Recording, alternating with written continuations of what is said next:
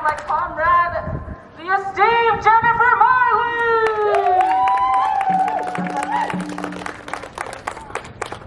Alright.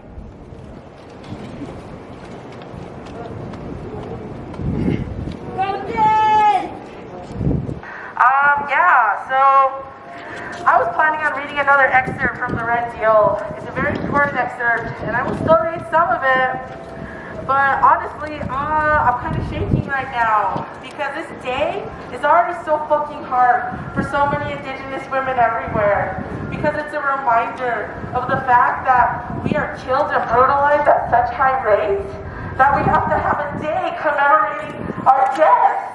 We have to have a day to bring attention to this epidemic of brutality, to this pandemic of Indigenous brutality. This is not exclusive to the United States or to North America. All over the world, Indigenous women represent a threat to settler colonialism. They represent a threat to U.S. hegemony, and that's why they're brutalized everywhere.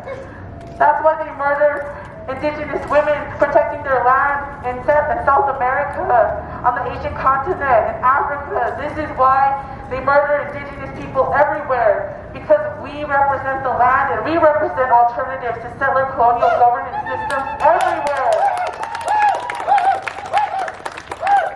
I'm also not feeling great today because on this day, I'm also frequently reminded of the way cops once brutalized me for once again protesting the celebration of brutal genocide in Santa Fe. So when I see the cops, when I see these fucking murderous pigs come to our spaces, come to our events, and threaten us with the violence of their presence, because that is what their presence is. It is violence.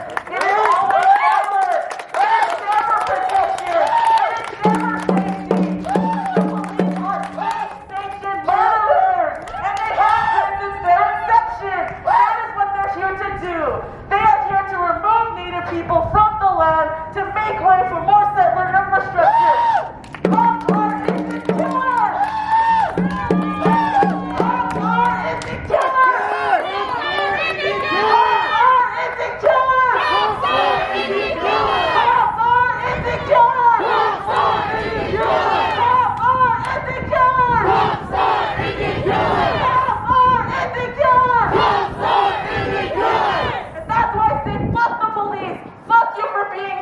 Fuck you for showing up! Fuck the police! They are here to intimidate! They are here to murder! And never forget, like my comrade Malachi just read, these pigs go home and they beat their wives! They go home and they beat their kids! They're sick pieces of shit! And they get off on the violence they commit! They love brutalizing our people! It is a pleasure for them! Because they're disgusting pieces of shit!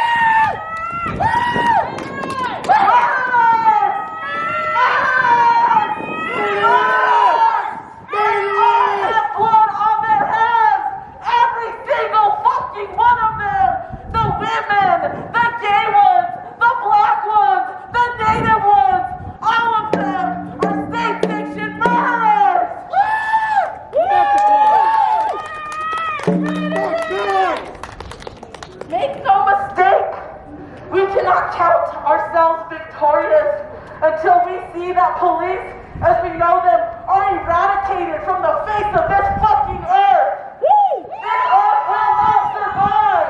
We will not survive as long as the planet continues to be policed, as long as it continues to murder people with impunity. That is what it means to save this world, to save the environment, to save our land, to save our water. All life as we know it on Earth depends on the abolishment of police everywhere. And that's why we're disgusted to see them show up here on native land at this action where we are having to gather to mourn and to celebrate the life of Jolie Nev. They don't even let us mourn in peace. They have to come here and remind us that they'd be willing to kill any one of us in a heartbeat. We are all Jolie Nev. As long as he continues to terrorize, any of us could be Jolie Nev. That's right. That's right. And that's why all are here. Because even this small crowd of about 40 shows our persistence. It shows that we will not give up until this fight is won. We will not give up. People power is stronger than guns and fighting. Because people power is stronger than all their militarized weaponry that they bring out on us every chance they get. Thank you for those of you who are brave and willing to confront these piece of shit pigs, to hold this space for us, to remind them that this is native land. Yes!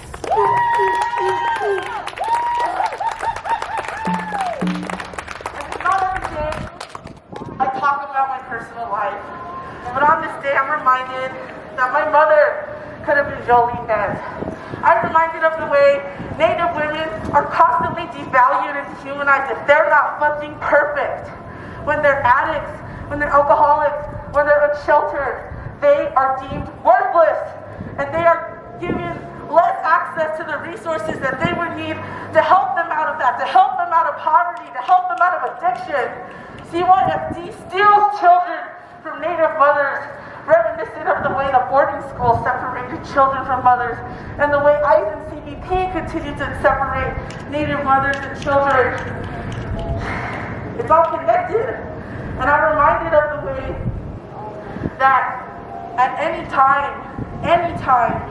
even if we aren't addicts, even if we aren't impoverished, even if we aren't unsheltered, as Native people, when we walk into a business, we are inherently read as such. By default of being Indian, we are deemed all of these things, regardless of if we are or not. We are so violently profiled at every instance, everywhere we move here. It doesn't matter where we are. And when we talk about border town violence, we're talking about the way we're constantly pushed to the fringes on our own land. We can't even enter any fucking business without being profiled like that.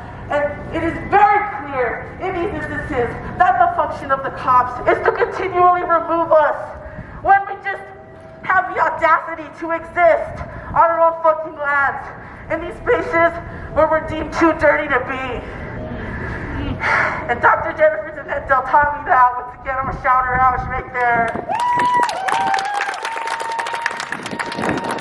Dr. Jennifer Denendel is the first Diné historian. She's the first Diné person to get a PhD in history. And she's a groundbreaking Indigenous feminist scholar who has taught the Red Nation all so much about how these systems of violence work, about how border town violence works, about how gender and sexual violence work. And so now I'm going to read an excerpt from the Red Deal, and I said I was.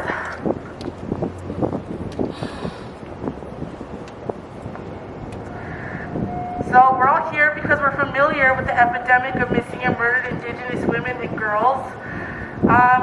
But what's left out of this conversation are the conditions that many of these people experienced prior to their deaths, like Jolene Nez. People leave out the disappearances, the rapid sexual violence, the domestic abuse in Native households, both on and off reservations, that renders Native people more vulnerable to continued violence at the hands of multiple perpetrators, including the state, racist vigilantes, the extractivist industry, and non-Natives.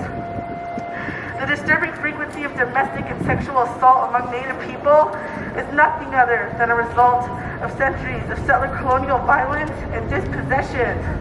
Because Indigenous bodies stand in the way of access to the land, and because women are seen as the producers of Native nations through European heteropatriarchal lens, violence against Native women, and particularly sexual violence, is used as a means of separating Native people from the land. Non-men represent alternative political orders that replicate Native nationhood. And so now I'm going to read some of these statistics, and I'm sure you've been seeing some of them shared around the internet all day. And they're always being updated, unfortunately, because they need to be. But according to the Indian Law Resource Center in the United States, violence against Indigenous women has reached unprecedented levels. 4 out of 5 Native women experience violence. 1 in 2 have experienced sexual violence. If you know at least 2 Native women, at least one of them has or will experience sexual violence. Alaska do Native women continue to suffer the highest rates of forcible sexual assaults and have reported rates of domestic violence up to 10 times higher than the rest of the population. Native youth who see violence in the home, which are the majority, are 75% more likely to become a future victim or perpetrator of violence. Violence accounts for 75% of deaths for Native youth between the ages of 12 and 20. More than 60% of Native youth have already been exposed to violence in different sectors of their lives, including home, school, and other parts of their community. Native men also experience high rates of victimization. More than 4 in 5 Native men have experienced violence in their lifetime. Almost 28% have experienced sexual violence.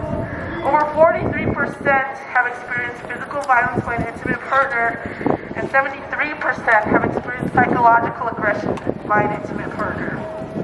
Transgender relatives experience even higher rates of violence, with 65% of Native trans people in a 2015 survey saying that they've been sexually assaulted at some point in their lives.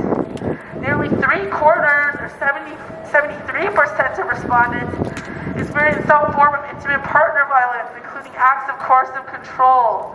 And nearly 46% who worked in the underground economy, such as sex work or drug sales, in the year prior to the survey said they were sexually assaulted that year. These statistics are sickening, and it's almost hard to visualize them because it's such huge swaths of Native people that are subject to this type of violence. 75%, 65%, the majority of Native children. Murder is the number 3 leading cause for all Native women in the U.S. And in New Mexico, I have a feeling it's much higher. We know that in some cases, even the tribal governments will work and coalesce with the police to cover up these murders, to cover up when our own men kill our own women. There was a woman younger than me, she was only about 22, from my pueblo, who was murdered last year. This is what happens all the time. Fuck heteropatriarchy. These men will go against their own women and children to protect themselves, to get just the tiniest taste of privilege that comes with being a man. And as a Native man, as I just read, that's for shit. Because the cops and these systems will come and murder them and brutalize and sexually assault them all the fucking same. And that's just the truth. So this violence that Native women and queer people face, it doesn't shift whether you're on the reservation or off the reservation. No matter where you are, you will be attacked. This violence will come and it will find you. It doesn't matter if you do what we do, if you're in Red Nation, or if you're in any other organization, if you're political at all. You can be an everyday fucking person minding your own business, and these people will find you and violence you.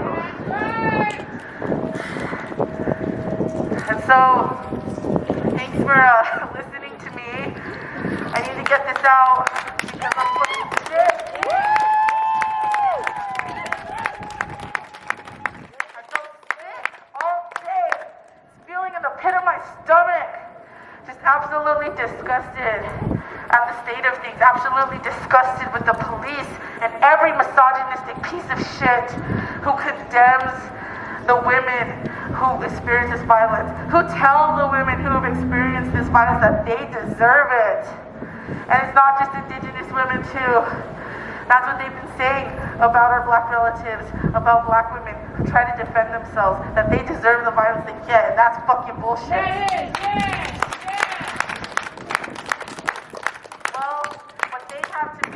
Our righteous violence, because this will not stop, and we refuse to be peaceful. We are not pacifists. We are revolutionaries, and this is an ongoing struggle that will transcend our lifetimes, that has already transcended our lifetimes. We're simply walking in the ways of our ancestors who have been fighting this fight since 1680, since before that.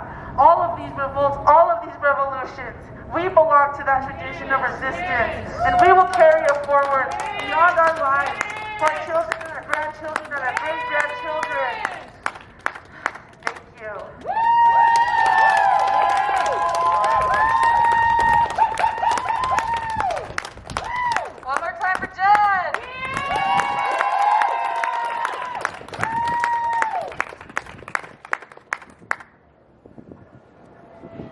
The death and murders of our relatives will not be in vain because we are out here every day fighting for justice for our relatives.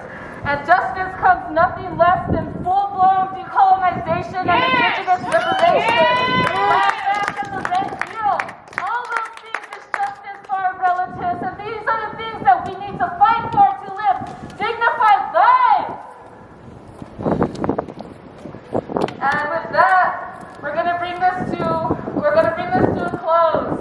And how we're gonna bring this to a close is we're gonna sing the Warrior Woman song together. If you know the song yourself, please come up here to the steps and sing with us.